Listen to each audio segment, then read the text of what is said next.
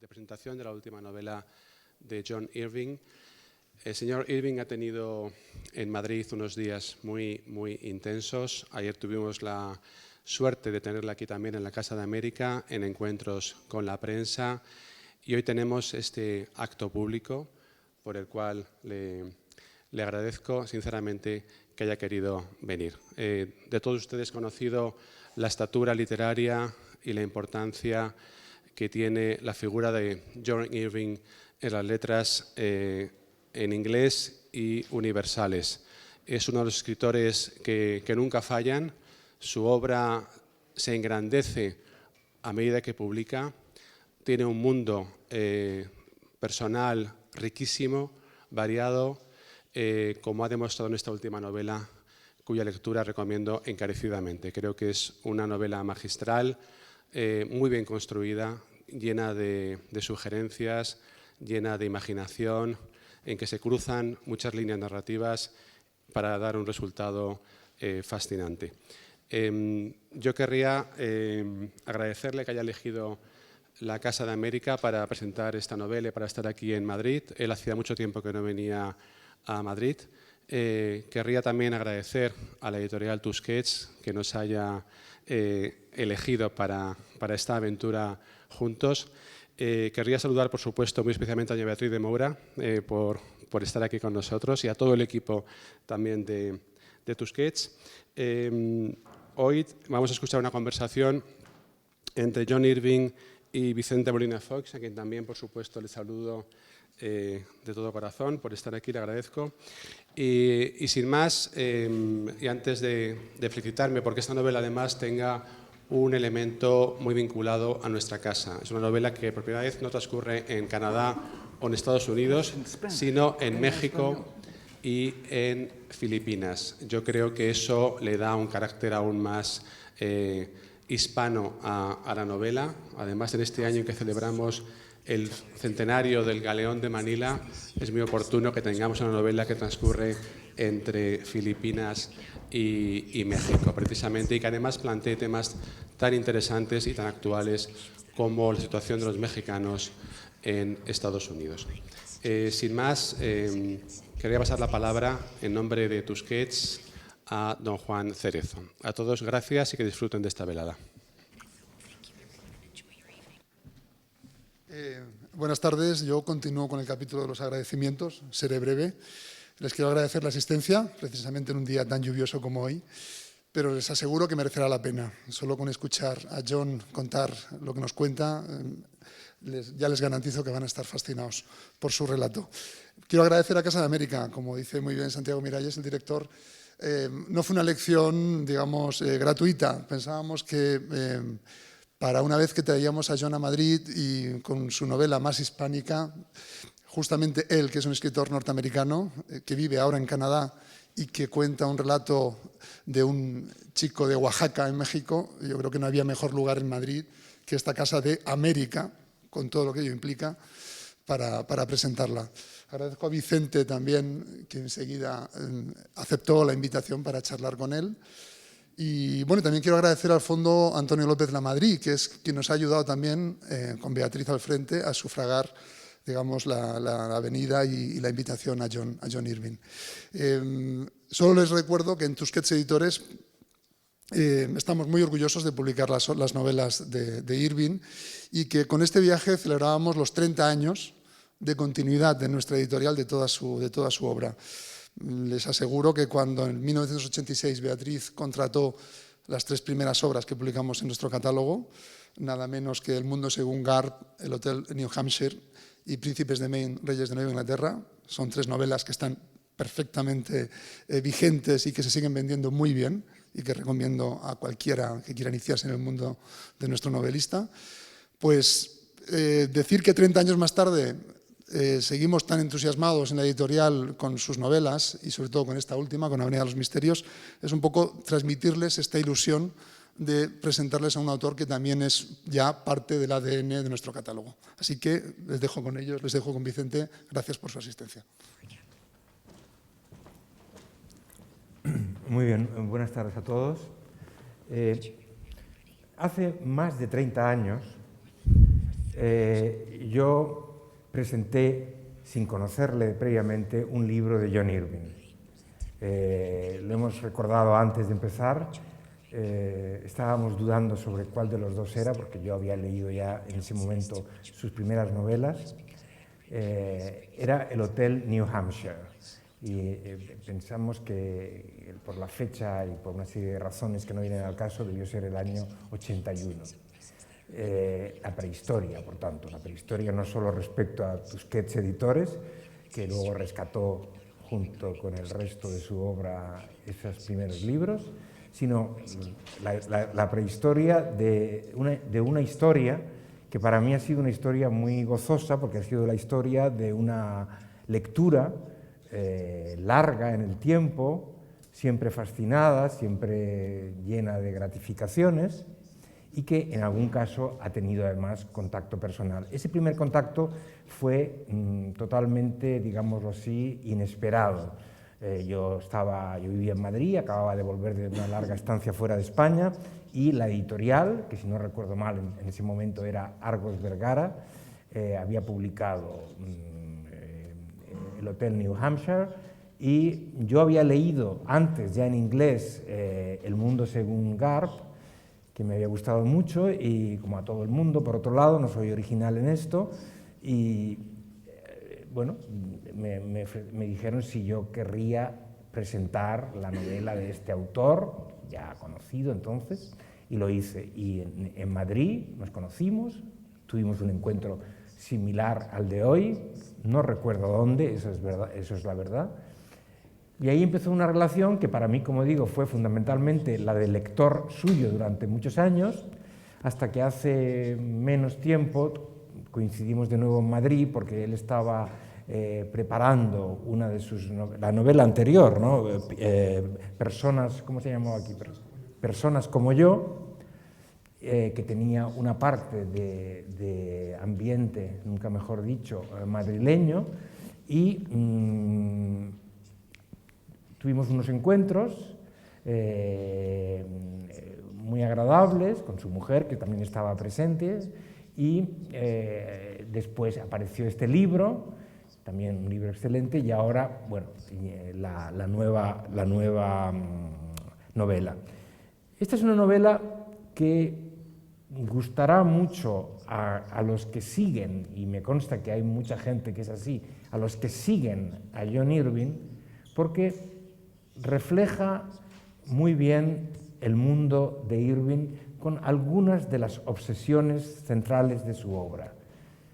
Aquí aparece la religión de una manera muy presente, los jesuitas, ni más ni menos, ¿no? Los jesuitas como presencia interesante. Yo, que soy antiguo alumno jesuita, esa parte la disfruté mucho porque me recordaba, aunque el contexto es muy distinto, me recordaba muchas de las vivencias que yo tuve. Hay la presencia de sus muy repetidas, o al menos repetidas más de una vez, figuras transgénero, ¿no? La idea del transgénero, en este caso en una de sus encarnaciones, para mi gusto, más logradas de toda la obra de John Irving, que ya es decir, que es el personaje de Flor, un personaje verdaderamente memorable, cuya trayectoria y el desenlace en la novela, que por supuesto no contaré, son de las cosas más impresionantes, ¿no? que ha escrito, yo creo, John Irving. Tiene no solamente el transgénero, sino el sexo, la sexualidad, en este caso encarnada en la persona del protagonista, este Juan Diego, este escritor de origen mexicano, que es el protagonista del libro y que en algún momento tiene que alternar su medicación cardíaca con alguna pastilla de Viagra para poder seguir ejerciendo lo que se espera de él, y de él, hay que decir, se espera mucho, literaria y sexualmente, en el libro, porque es un libro que tiene una, digámoslo así, característica que a mí, personalmente, como escritor, me fascina especialmente, aparte de los otros elementos, y es que es una novela de un escritor. Y hay muchos elementos literarios. Yo aquí ahora quiero ser breve en esta pequeña introducción, porque aquí lo que venimos todos es a oír naturalmente a John, y yo me gustará hacerle preguntas sobre esto y otros asuntos. Una serie de factores al cual se suma, y ha sido mencionado antes, este contexto hispánico, el contexto de las impresionantes escenas en el inmenso basurero en Oaxaca y luego también en la Ciudad de México, donde se desarrollan la infancia de los dos personajes centrales del libro, ¿no? El personaje de Juan Diego, que después se convierte en escritor, y su no menos inolvidable, es otro de los grandes personajes del libro, su hermana Lupe, ¿no? Que es un personaje fundamental y también enormemente conmovedor en todas sus facetas, las más ácidas y las más tiernas. Bueno, y una serie de elementos. Es decir, hay todo este mundo y el mundo de la construcción, de la que también luego me gustaría hacerle alguna pregunta, la construcción muy típicamente estilo de la Casa, estilo John Irving, que es una construcción que a mí siempre me ha gustado mucho, que es la construcción en la que se mezclan muy sabiamente las grandes escenas, que podríamos llamar escenas corales, lo que los ingleses y americanos llaman set piece, como grandes set piece. Aquí los que suceden, por ejemplo, en el gran basurero donde pasa una parte de la acción, o el otro grandioso set piece de la novela en la Basílica de Guadalupe, con escenas de una delicadeza íntima muy notable, ¿no? Y con momentos, como era lógico esperar de él, de gran finura literaria que contrastan con esta arrolladora presencia en decorados vastos, en decorados muy bien descritos y sobre todo llenos de personajes, porque es una novela de muchos personajes, tiene un cast muy numeroso, ¿no? Y todos son importantes. Basta por esto como pequeña introducción y vamos a hablar con John. Yo quería preguntarte, en primer lugar, si hay algo que he dicho que no es verdad y que quieras corregirme o preguntar a tu vez. ¿Es okay? It's all true. It's all true. All true. Perfectly true. Yes. No, entonces quería preguntarle un poco este contexto hispánico, ¿no? Ya había un contexto español parcial en la novela anterior, ¿no? En esta novela, un poco, ¿cuál es el origen? Si hay un origen concreto, una voluntad específica de establecer la novela básicamente, aunque la novela tiene muchos escenarios, Oriente, Estados Unidos, etc., pero realmente lo que marca el libro es la parte mexicana y filipina. Quería preguntarte sobre eso.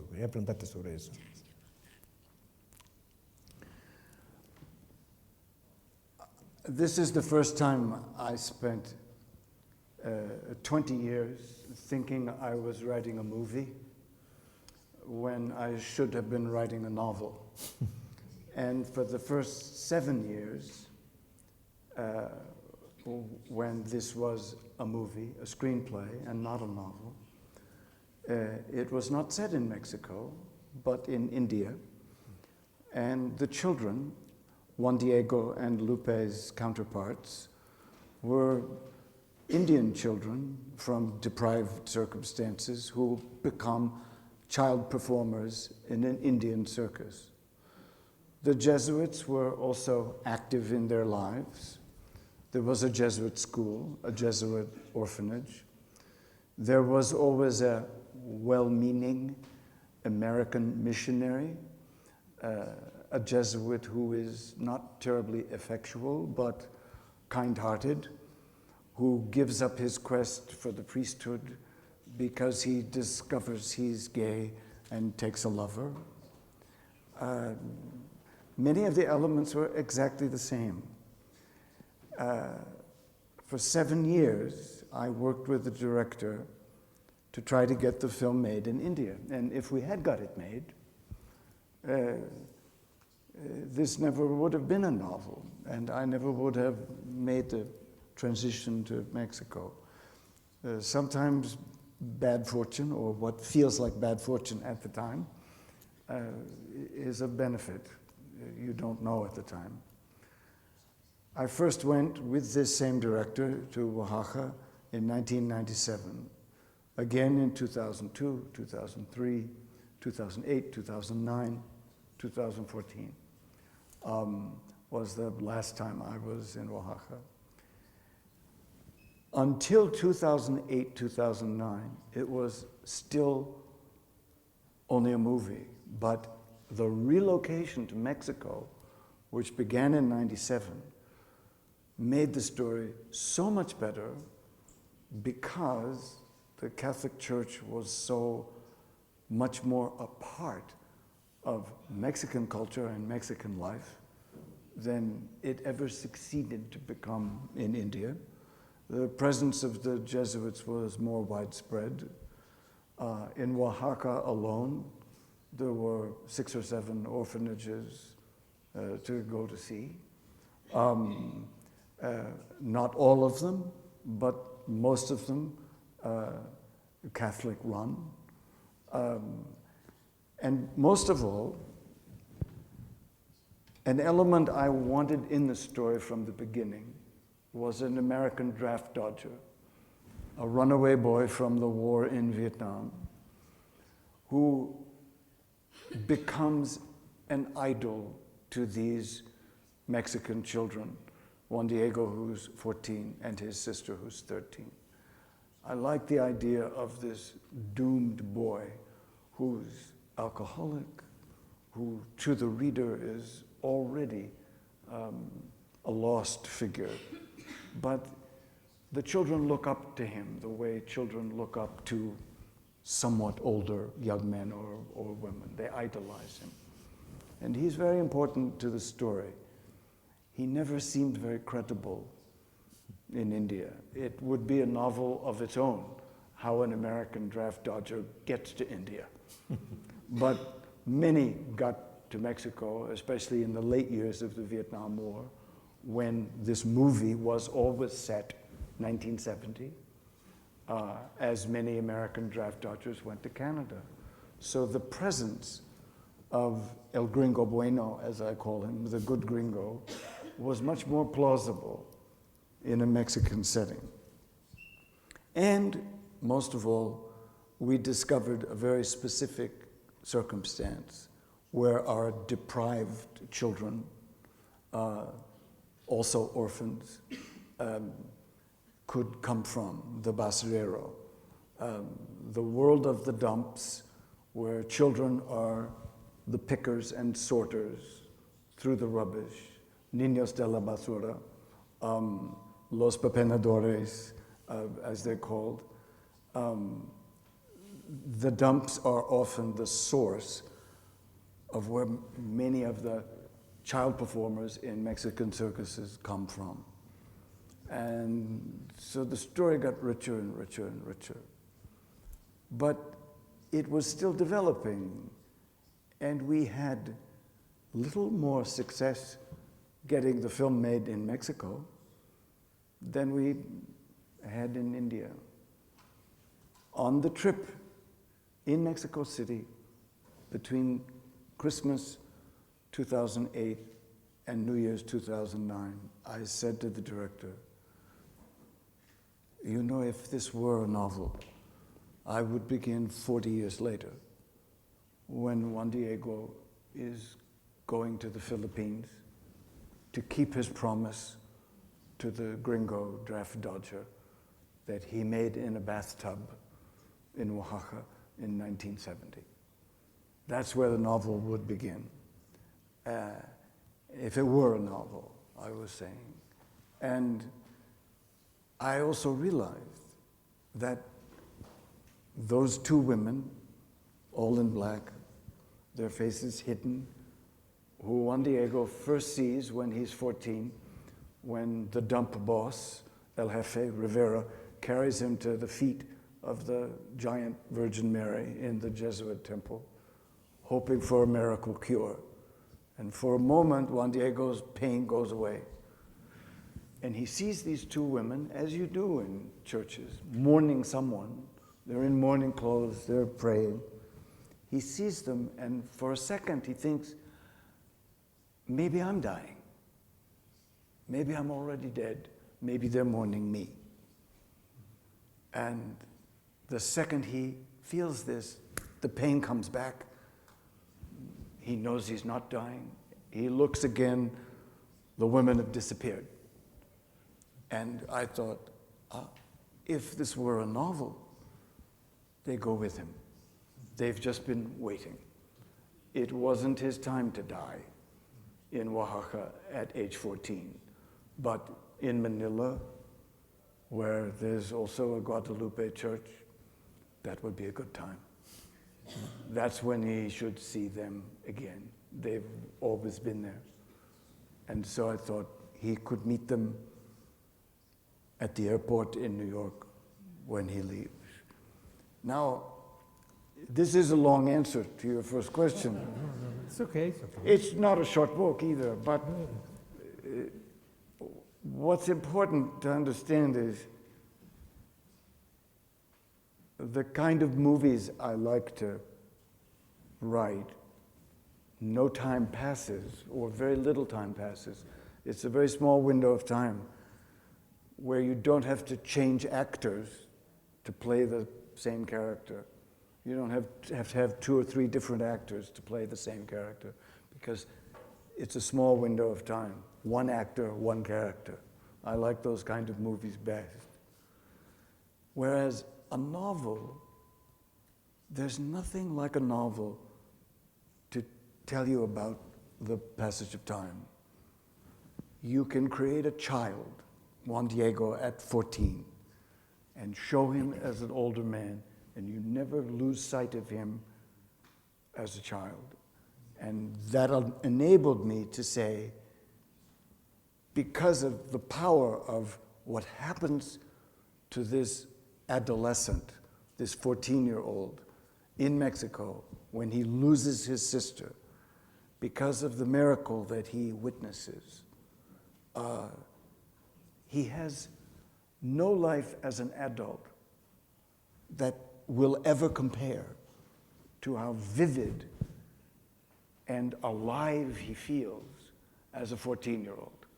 And so this was all in a car in Mexico City, coming back from a circus about 2 hours outside of Mexico City. I thought, well, that also gave me the architecture, the construction of the novel, that we should see this older man whose life is slowed down, taking this trip, a journey to that end of his life. Though he doesn't know it, we do. We feel it. He's not well. And every time he falls asleep, every time he dreams or remembers something, he's 14. The pace picks up. He's back in Oaxaca. And I thought that's the way. So in a 2-hour car ride, a movie became a novel. But many aspects of it, the discrepancy between belief in something, faith in something, which these children have, and yet doubt and suspicion of the institution of the church, the man-made institution of the church, that difference of opinion within them, all of that was better in the Mexican setting, where the spirituality of that Catholic faith is everywhere apparent. And so out of a failure to get a movie made, it became something better. ¿Y qué pasó con el director de cine? Que se quedó sin la película.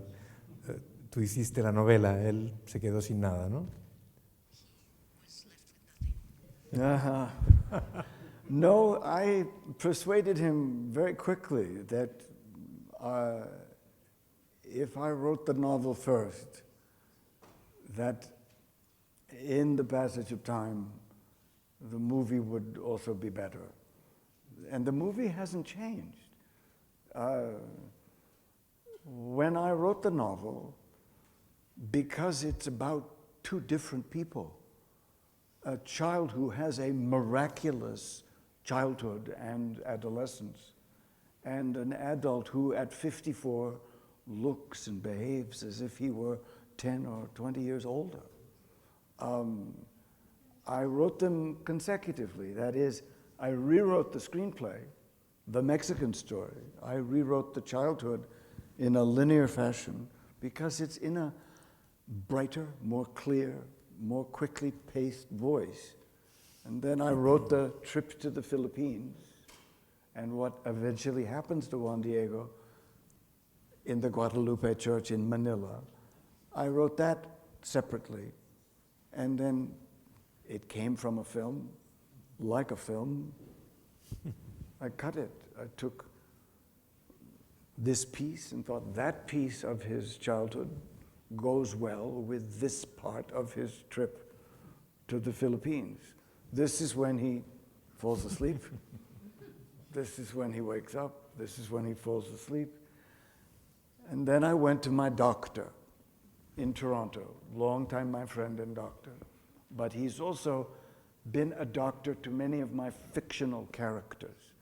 I'm always bringing him a fictional character and saying, I'm thinking of this guy. He wants to kill himself by cutting off his left hand. How is it possible that he would do this without making a mistake? What drugs does he need to take in order to be sure he will bleed to death? That was one question for last night in Twisted River. So he's very used to me bringing him new patients, not quite real. And so I brought him Juan Diego, and I said, this kid had an amazing childhood. He was a witness to a miracle. It was also the saddest time in his life. He loses his sister. It was vibrant and so alive that at age 54, he's more alive in the past than he ever is in the present. What could be wrong with him that would make the condition I want him to have worse? And my doctor said, this is the easiest character you ever brought me. It was one conversation. He said, he has a heart condition. I give him beta blockers. He hates them. Everybody hates them. They make him diminished. They make him dopey. He's sluggish. He just hates how they make him feel. And if he wants to have sex, he's going to have Viagra or Cialis or Levitra or one of those drugs for sexual dysfunction because the beta blocker will make him sexually dysfunctional too. I thought, okay. Now I know the pills he's carrying. And where you sometimes get lucky, I mean, if you work on something for more than 20 years, you should get lucky once, right? It was a benefit to me that I hadn't planned. I plan everything, but I couldn't plan this, that there is a beta blocker, a specific tablet in the beta blocker family of drugs that looks like a Viagra tablet. Same color, same shape. So that someone who's not terribly alert or conscious of which pill he's taking for which reason, his heart or his sexual life, could conceivably take the wrong pill for the wrong thing. And I thought, okay. Muy bien. Bueno, tú en realidad has tenido mucha relación con el cine, ¿no? Hay un libro tuyo en el que cuentas tus experiencias con el cine, que es muy interesante, yo lo disfruté mucho, y luego, claro, hiciste un guión que obtuvo un Oscar, cosa que no es muy frecuente en el mundo de los escritores. aficionado como espectador de cine, aparte de tu conocimiento desde dentro del cine?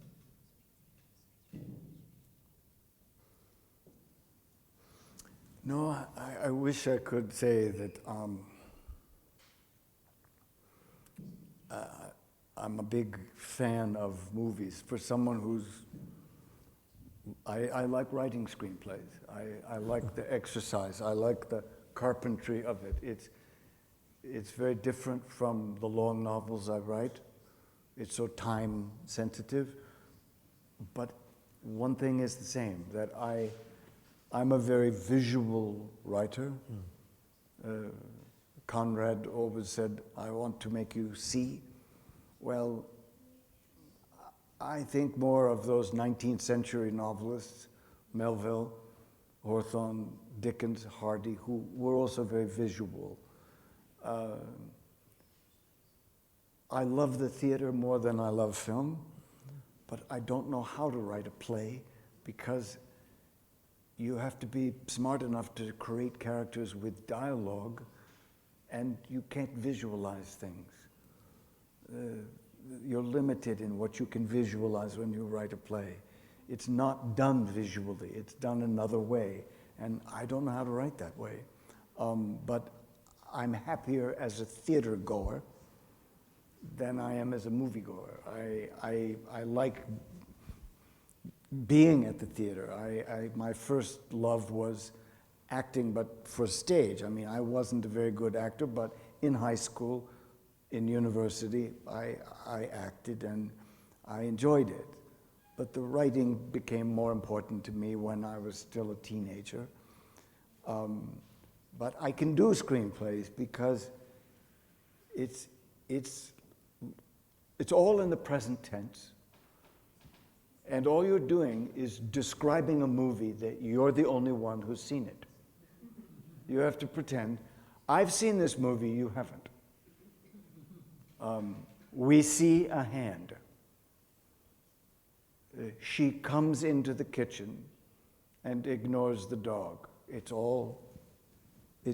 You are a camera. It's very visual. If you read the first chapter of Tess of the D'Urbervilles or The Mayor of Casterbridge, it's already a movie. It's already a movie. There's a man coming down the road. At some distance, he looked like a farmer. It's a camera shot. I like it as an exercise. And sometimes when I don't know what something is, a movie or a book, I write it as a screenplay first, or I begin it as a screenplay. If I see the passage of time, if I think, oh, this is a better story if it takes 20 years. You learn much more if it takes place in 15 years. Then I say, this should be a novel. And the reason I usually say no when someone wants me to adapt one of my novels is I don't see how to make the passage of time close down. In the case of the Cider House Rules, I saw how, even as I was finishing the novel. It takes place over 15 years, the novel. But I realize if it's a movie, it happens in 18 months. And the advantage of that as a movie is that the orphan who leaves the orphanage and will eventually return to the orphanage to be the doctor and the abortionist at the same place he was an orphan. The advantage in a movie, if it takes place in only 18 months, is he goes back and there are most of the same orphans who were never adopted, whom he knew when he left. That's better. With the eye, you see them, and they see him. They see him coming. They recognize him coming. In the book, it's better that it takes 15 years. It's better that it takes him that long to realize I should be a doctor. I should perform this illegal procedure. It's better that it takes that long. But in the movie, it's better that those orphans that nobody took look out the window and they see this guy who only left a year and a few months ago. It's better. But that doesn't usually happen. Una de las cosas del libro que más me interesó y me intrigó es que es la historia, en realidad, de un novelista, ¿no? De un novelista de éxito, además conocido, al que sus fans le paran en los aeropuertos y le hacen incluso proposiciones deshonestas, ¿no? Sin embargo, en el libro no sabemos casi nada de las novelas de Juan Diego. Yo cuando leía el libro pensaba que la mejor novela de Juan Diego es Avenida de los Misterios, ¿no? La novela de su vida, porque no hay prácticamente ninguna referencia. Si no recuerdo mal, el libro lo he leído hace un mes, si no recuerdo mal, se habla en un momento dado, uno de los personajes importantes, su discípulo y admirador, Clark French, ¿no? Habla de que le gustaba mucho de las novelas de su maestro, una novela sobre el tracto urinario, ¿no? Tema realmente difícil e importante a la vez, ¿no? O sea, ¿cómo son las novelas de Juan Diego?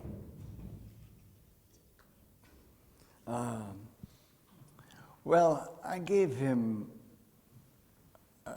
I alluded to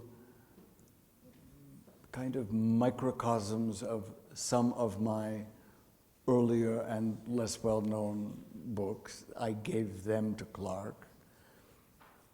I put the most amount of effort into a book he's going to write and is in the process of writing, the novel called One Chance to Leave Lithuania, about a confusion between a mail order bride, someone looking for a mail order bride, and a woman who wants to give up her child for adoption, but only to an American family, only if she knows the child is going to be adopted in America, a place she, as a child, imagined going, but she never gets to go. Well, of course, in the novel, there's a confusion, and the woman who accepts to be the mail order bride is the same woman putting up her child for adoption. And when the man meets the mail order bride, there's the possibility, maybe, that he will get his mail order bride and she will get to keep her child. But we never know because he'll never finish that novel. So rather than give you evidence of his writing, I gave you evidence of a novel he was writing because he won't write about himself or about Mexico. But he writes, we know, always with Catholic themes. And so the issue of adoption is the issue of why there are orphanages in Lithuania goes back to the abortion subject in Lithuania, which is a long road back to Juan Diego's subject, the Catholic Church. I wanted that to be mysterious enough. I wanted that to be sufficient, and that the only other thing we know about his writing is what his, to use your word, disciple, what his former student who adores him tells us about his books. I always have novels of my own that I'm going to write that wait and wait and wait, sometimes 20 years. Last Night in Twisted River waited 20 years before I began it. One Chance to Leave Lithuania was a novel I imagined 10, 15 years ago I would write. And when I was writing Avenue of Mysteries, I thought, as you thought, I need some evidence of what he has written or is in the process of writing. And I thought of this Lithuanian novel that I'd already done a lot of research for in Vilnius, in Lithuania. But I realized that it's not a novel I'm ever going to write. It's not the kind of novel I feel I should be writing now. It's too long. It's too big. And if I were going to write that novel, I should have written it 15 years ago. And so I gave it to Juan Diego. I said, well, here's someone who will appreciate it. And he'll never get to finish it either. So it seems suitable. Yeah. And another thing in the book is, this atmosphere that you describe. Perdón, me has contagiado. Una de las cosas del libro que es divertido, porque el libro tiene esta mezcla de tragicomedia, ¿no? de tragedia cómica a veces, ¿no? Y a veces prima lo cómico y a veces lo trágico o dramático. Las escenas de ferias del libro, ¿no? Un poco el ambiente de escritores y lectores en las ferias del libro, que es muy brillante. Y luego eso es una curiosidad, si me permites, una curiosidad malsana, nombras a dos escritores contemporáneos, una de ellas aún con vida, que es Graham Greene y Janet Winterson, ¿no? ¿Son lecturas del personaje? ¿Son escritores que te interesan a ti personalmente? Curiosidad malsana. They're writers I'm very interested in, and because my heroes, my idols as a young boy, the writers who made me want to become a writer, were never modern or contemporary writers. They were always these very old-fashioned 19th century writers. Those were the writers I imitated. Those were the kind of writers I sought to be. That it was quite rare for me to find modern or contemporary writers that I identified with or very much liked. And Greene and Winterson both were exceptions to that. I always admired Graham Greene. I never knew him or met him. And I've had the good fortune to have many writer friends, but those friendships are different from writers you necessarily admire or learn from. Most of those friendships in my life with writers came after I'd already written a couple of books, and so my trajectory, my path as a writer was already made. And I certainly idolized Günter Grass when I was a student and first read him, a university student. But I never met Grass until much later, when I'd already written 5 or 6 novels. So I can't say that he was an influence in any way. Kurt Vonnegut was a teacher of mine, but after university, in a graduate program, I was already writing my first novel. I'd been writing for a number of years, and there was no way I was going to become a writer like Vonnegut. It wasn't that kind of a mentor relationship. Our mutual friend, Edmund White, we've known each other a long time. We're close friends. We always read each other's books when they're brand new, often before they're published. But I already was who I was going to be as a writer, and Edmund was already who he was going to be when we met each other and became friends. So there was just a friendship there, a fondness for each other, and a liking of each other's work, but it wasn't like a teaching principle.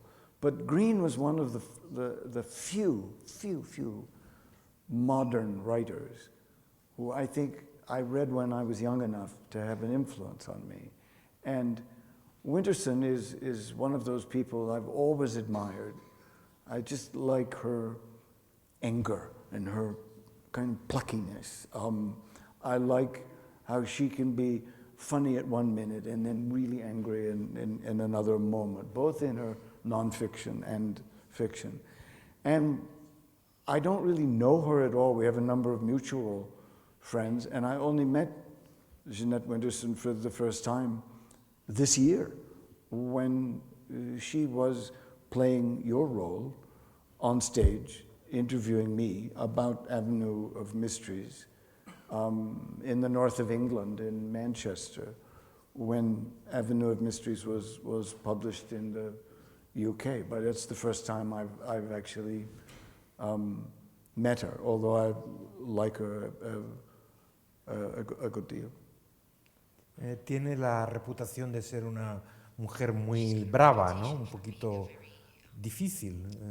¿Tuviste esa experiencia o no? Well, you do know the famous story about her, don't you? No, I don't. I want to tell you. Long before I met her, Margaret Atwood told me this story. Peggy Atwood's a friend in Toronto, and she told me this story about Winterson. And if I'd never read anything by Winterson, this alone would have made me love her, I think. She once got a very bad review in London, and she went to the reviewer's house and threw a brick through his window. And I thought, oh, okay. Who of us has not felt like doing that? But most of us are too timid to act upon what we feel. That I always thought, that's good. That should, more of us should do this. So she seems a kind of leader to me. A troublemaker maybe, but you know, I always admired her for that. So. En Inglaterra es más fácil porque las casas suelen ser más bajas, ¿no? En Barcelona o en Madrid sería más difícil alcanzar la ventana de algunos críticos que realmente podrían recibir un ladrillo con gusto por los...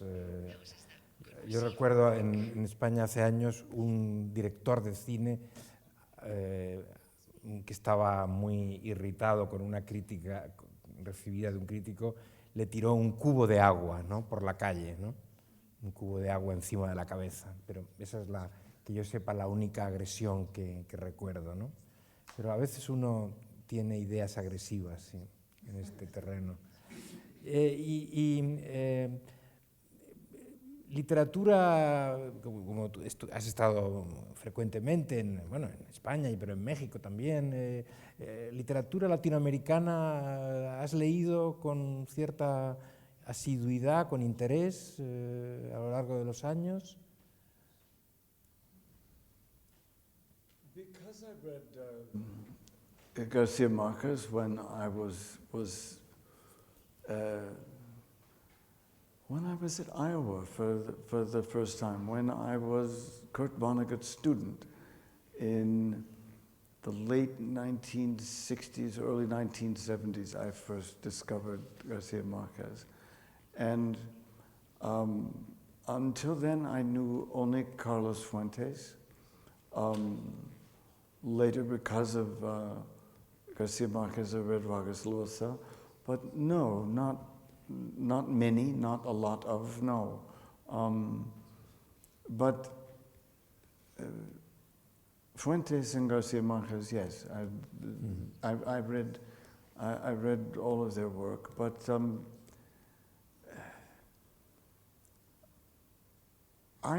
I do not. I read a lot. I read all the time, but I read often things I've read before. That is, I like the 19th century writers and the early 20th century writers better. I just do. It's more. I think if I had been. If I'd had to be inspired to become a writer on the evidence of the idols of American literature when I was growing up, when I was a teenager, they being Hemingway, Faulkner, Fitzgerald, I would have done something else. I never liked Hemingway.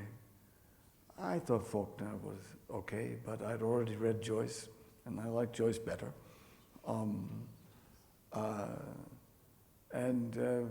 I thought Fitzgerald was very uneven.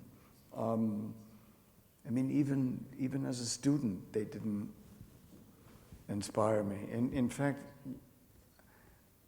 it's an old-fashioned but very international list of writers that drew me to wanting to write novels of that kind. And the only Americans on the list are writers I don't think of as American. I think of them as New England writers, because they're also very old. And there is a distinction between the New England novel and other American novels. And Nathaniel Hawthorne and Herman Melville are New England writers. They're New Englanders, as I am. I mean, okay, I'm a Canadian now, but I grew up in New England, and I liked the literature too. I loved Melville. I loved Hawthorne. It was not from my contemporaries that I learned to be angry about Puritanism in America, ongoingly, about America's sexually puritanical ways. It was from the Scarlet Letter, which even when Hawthorne wrote it, was a historical novel. It was my memory, which was vivid, of those churchwomen looking at Hester and thinking she should have her skin branded with the letter A and not her clothes, thinking she should be killed instead of having her clothes branded. Well, the presence of sexual hatred in my novels, of people being hated for their sexual differences or indiscretions, I think it came from, I learned it from Nathaniel Hawthorne, who was not writing about his own time, who was writing about the Puritans. Guess what? They're still there. That's the point. And I took that to heart. And it was from Melville I learned that if you know what's lying in wait at the end of the story, if you know exactly what's there and what's going to happen, you can be very, or you can appear to be very clever about how you foreshadow, how you set up what's going to be there. Anyone knows a short distance into Moby Dick that this is a bad ship to be on. If you could get off it, you'd get off. This is the wrong captain. He's got the wrong idea about whaling. He's not interested in whaling. He's interested in killing this specter, this thing. And everybody who's with him is doomed, all but the guy who's telling you the story. And it was in that novel that there's a harpooner. He's a Caribbean. You know, he's called a cannibal. He's from the South Seas. Even as a kid, even as a teenager, I thought, Why is there a cannibal on board? Why is there a non-Christian, as he's called? Why is this guy from the South Sea all covered with tattoos? Why should he be there? Well, because he's the guy who's going to be so primitive, such a savage, such a non-Christian, that one day he's going to wake up and say, I'm dying. I know I'm dying. Build me a coffin. He goes to the carpenter and says, build me a coffin. Well, normal people don't do that. Normal people don't have dreams, play with bones, strew feathers, and think, oh, there it is. It's like he's got tarot cards from the South Sea Islands, this guy. And you think, hey, this guy is just nuts. But he's not nuts. He's there for a reason. So they build a coffin, right?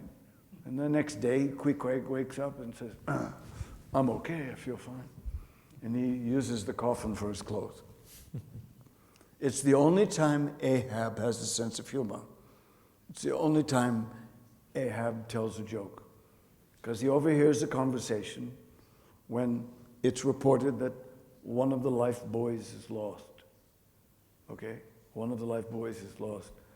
And the carpenter says, well, I could caulk the seams in Queequeg's coffin and it would work as a life buoy.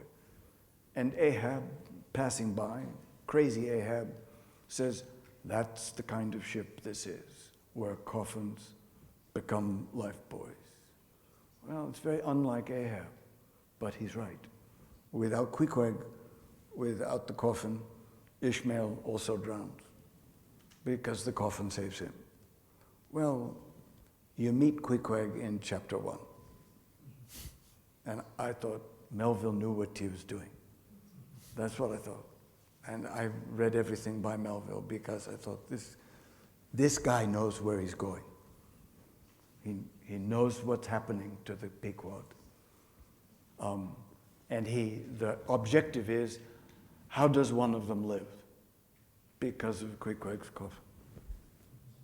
So I love that.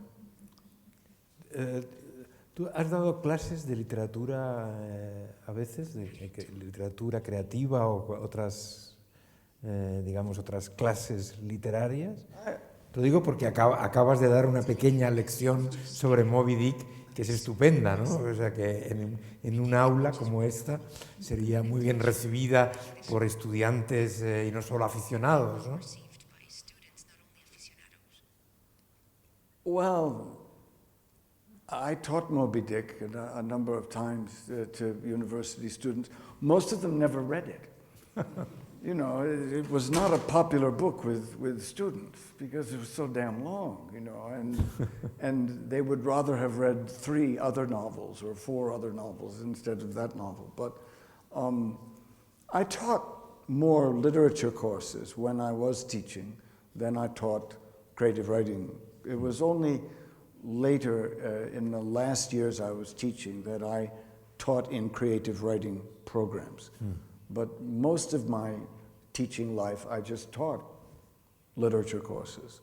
So I taught the 19th century novel. That was my principal field or my principal course. And I taught first year university people how to write essays. I did much more of that than creative writing. Only in the last few years that I was teaching did I teach creative writing courses. Sí, para aquellos que no han leído aún la novela, lo que decía antes John del puritanismo que se mantiene y que da fuerza a tantos grandes escritores, desde Hawthorne hasta John Irving, está muy presente en esta novela, ¿no? En la parte que tiene que ver con Iowa y con esta pareja extraordinaria de personajes que son el jesuita atormentado al que conocemos flagelándose a sí mismo y la maravillosa Flor, ¿no? Es una parte muy fuerte, de mucha potencia respecto precisamente al problema de la intolerancia. Bueno, yo no sé si tenemos aquí una especie de tiempo ya limitado o conviene acabar, no sé, las normas de la Casa de la Sidra, ¿no? En este caso. 5 minutes. They give us 5 minutes. Y en Canadá, ahora que eres casi canadiense, ¿no? Y que tienes una familia canadiense, ¿tienes contactos con escritores? Porque hay muchos escritores canadienses que aquí además en España son muy admirados también, ¿no? ¿Tienes contacto con ellos y ellas, sobre todo? I'm longtime friends with Margaret Atwood, and Michael Ondaatje is an old friend too, and other writers.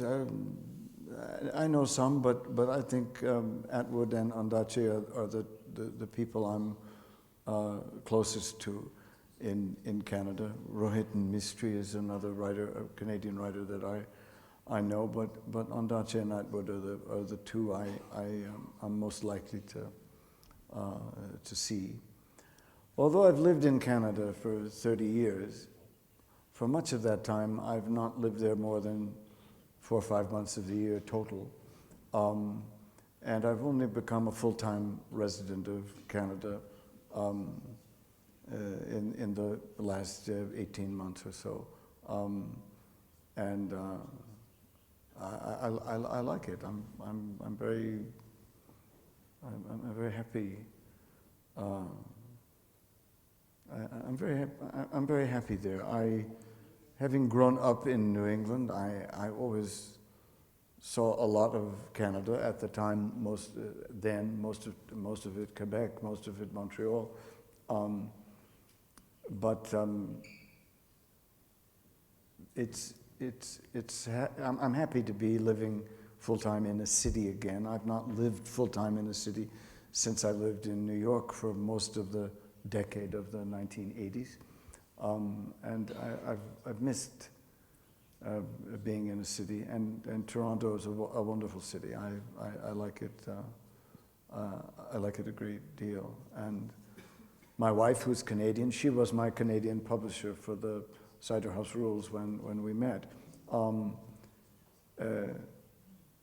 She came in and lived in the United States for 28 years. Kind to me. It was a very lucky occasion for me that he was the first reader of my first novel. And most of the creative writing students in the graduate program, the MFA program at Iowa at the time, they were all snobs. They'd all gone to very good schools, and they all thought they were very smart, and they wanted to work with writers who had a literary reputation. And at the time, Vonnegut did not have a literary reputation. This was before the breakthrough of Slaughterhouse-Five, which sort of made him, it made the world consider him as a literary writer instead of a science fiction writer. But at the time when he was teaching at Iowa, he was broke. He had no money. He'd been working as a car salesman. He had no academic background. He was writing a novel based on his experience as a POW in Dresden, and as a witness to the Dresden fire bombings, which he spoke of more quickly than I just spoke of it, and in very dismissive terms. He said, "Oh, I was a POW in Dresden. I was there for the firebombing. I'm writing about it." That was all he'd say. And the books of his that were in print were in really ugly paperback covers, and they didn't even have his own title. Sirens of Titan was called Utopia 14, and it was advertised like a science fiction comic book. And all the students at Iowa, they chose the people with literary names that meant something to them at the time. Nelson Algren. They said, oh, I want to work with Nelson Algren. Everybody had read The Man with the Golden Arm, or they saw the movie. And nobody read Vonnegut because they said, oh, he's a science fiction writer. They looked at the jackets and dismissed him. But I thought, I didn't like Nelson Algren. And I thought he was kind of a bully, and I didn't like his work. And so I read this, this crazy science fiction writer, and I thought, this guy isn't a science fiction writer, unless you want to call George Orwell a science fiction writer. He's a futurist. He's writing about future things, and yet it's us. He's a moralist. He's interesting, and there was almost no one in his class. No one chose him. And so I kind of had almost a private audience. And one of the first things he said to me when he'd read about 100 pages of my first novel, a historical novel, largely set in the time of the first the Nazi and then the Soviet occupations of Vienna. Well, Vonnegut knew something about this, and he gave me some good notes. He said, you like semicolons so much, someone's going to think you're a 19th century writer. And I said, but I am a 19th century writer. And he said, maybe not so many semicolons. That's all he said. And when we became friends later, I used to circle the 2 or 3 semicolons I could find in all of his new books and write him and say, I found 3 semicolons. Good for you,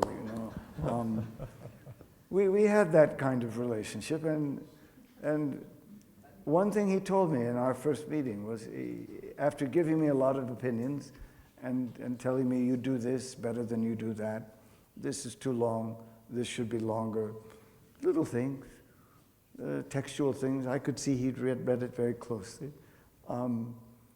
He said, oh, here's another thing. As I was leaving, I said, what? And he said, you already know how to write. Don't listen to anybody, me included. That was our first meeting. And we watched the 6-Day War together, all 6 days. He knew I didn't have a television. I was still wrestling at the time. I was babysitting my oldest child. I had a child when I was very young, still in university. And he knew I was trying to write when the child was napping. And then I was at wrestling practice in the afternoons. And he said, why don't you come watch the war with me? He said, it's not going to take long. This was the first day of this, long before anybody called it the 6-Day War. He said, why don't you come watch the war with me? It's going to be over in a few days. And I said, okay, I said. He knew something about it, And so I went to his kitchen, and with a child in a stroller, a 2 or 3-year-old in a stroller. It was awful. And I said, well, I don't know what to do with Colin. And Vonnegut said, it's a war. Here's what we do. And he took all the pots and pans from the kitchen out on the floor, and he gave Colin a wooden spoon and said, hit the pans. And Colin loved this. No one had ever let him do this. And Vonnegut turned up the volume on the war, and we sat there while Colin beat on the pans. And Vonnegut, when Colin would stop, Vonnegut would say, Colin, it's a war.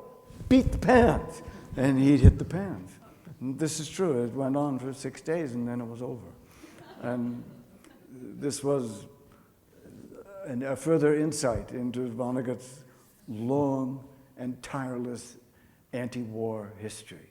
He was an anti-war advocate, and he was even an anti-war advocate in his kitchen while we were watching the 6-Day War. Hit the pans. He said, Colin, This is what people do in a war. Stupid things. Hit the fan. Bueno, pues yo creo que le damos las gracias a John Irving por estas estupendas revelaciones